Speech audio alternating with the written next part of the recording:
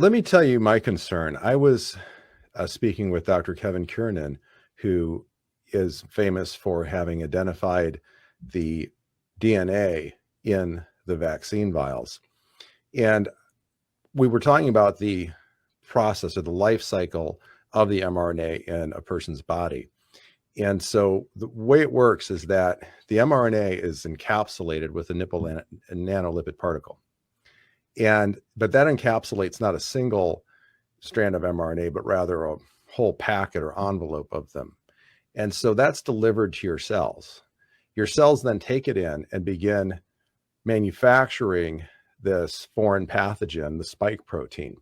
But it doesn't need all of the mRNA to do that. So what the cell does is it kicks out mRNA that it's not using for that, right? And when it does so, the cell encapsulates it in a natural nanolipid particle, right?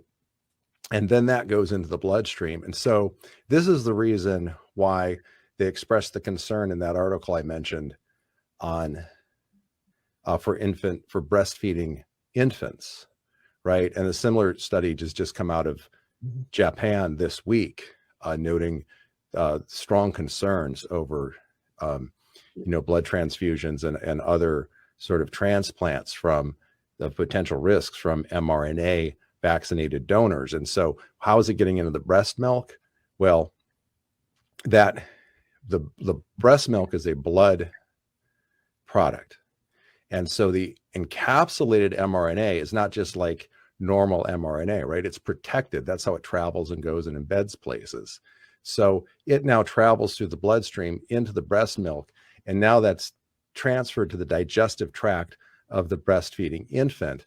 And that is why we're seeing these adverse reactions in infants who have just been breastfeeding, right? It's not like taking a bite out of an apple or a tomato, right? Where of course there's DNA and mRNA in there. It's a biological thing that you're eating, right? Our food is biological.